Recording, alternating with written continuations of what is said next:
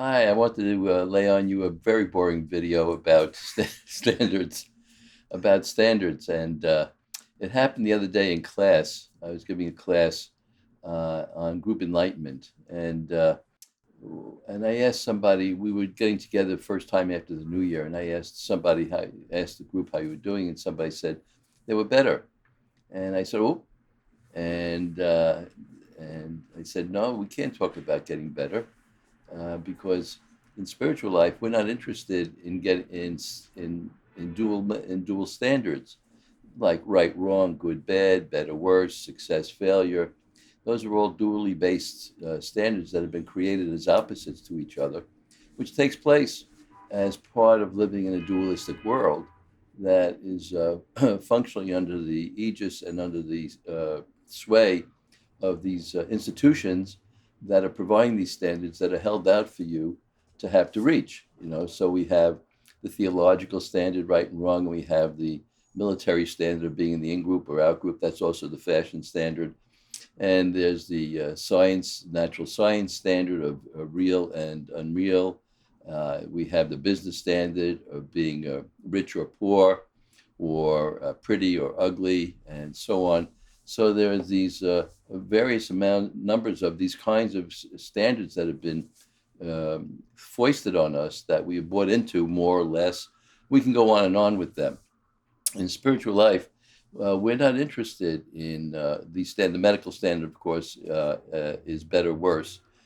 And so you're always under some kind of pressure and pull to fulfill these standards, which are like the carrot held out in front of the donkey that they have to get on the stick, and they have to reach out and get that carrot and so on. But of course, they never reach it, and that's what these standards are made for. They're made to put pressure on us to fulfill these kinds of man-made ideas, which have no value and no meaning, and none has ever had any meaning since the beginning of time, since the beginning of the origination of these standards.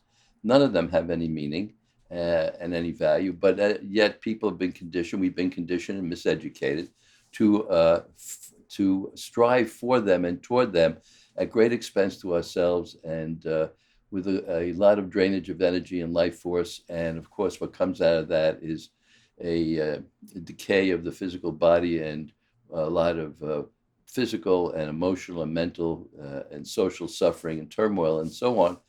And that's really has been a great difficulty that we've not really paid enough attention to in this life, because we've been, or since the beginning of our growing up here, we've been told this is what we have to reach, and we go to different schools. We have to get grades. We have to get the grades to get to the different schools and so on. There's standards that must be reached on your high school test to get to the best colleges, and there's the best versus the worst, and so on. And there's always the pressures that are put on everybody for essentially nothing, and to continuously try to reach, to make yourself self-improved, better, to reach an ideal, and to fulfill these standards, which are really mechanically based, because they really are robotizing us, just as the standards that exist in the machine world for tire width or screw heads or drill bits to drill oil wells and so on. And so the standards are existing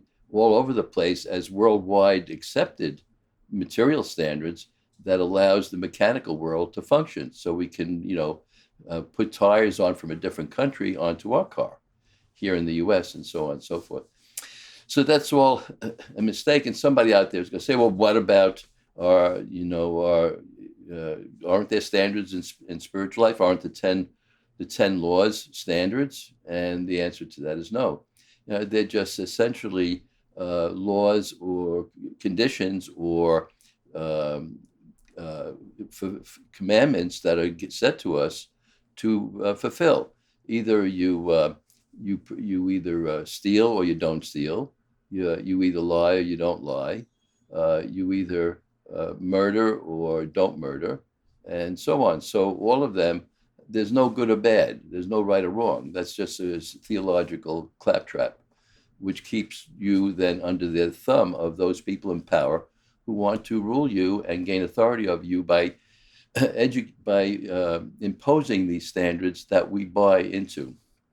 And I think As the great poet Hafiz, the great Islamic poet Hafiz said, have a sign on your back that says nothing doing.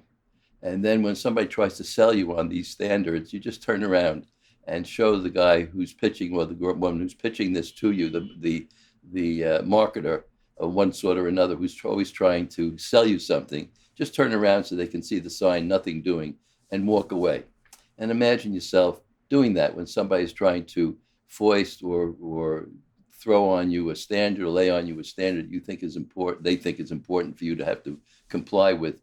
Just say nothing doing and turn around and see the sign on your back is lighting up and they're looking at that sign as you walk to a new future for yourself, and see what you discover when you release yourself from the trap and the snare of the standard making function, which is part of the entire mass conscious false belief systems, which lead us into a blind alley or a cul-de-sac and take us nowhere, and have a detrimental effect on our entire life existence, physically, emotionally, mentally, socially, and also morally. Because, of course, to fulfill these standards, we may commit moral indiscretions to have to fulfill or to get to the place that we're striving to get that promotion and of some sort or another. And that's all I got to say at this point. Thanks. Bye. Love and blessings.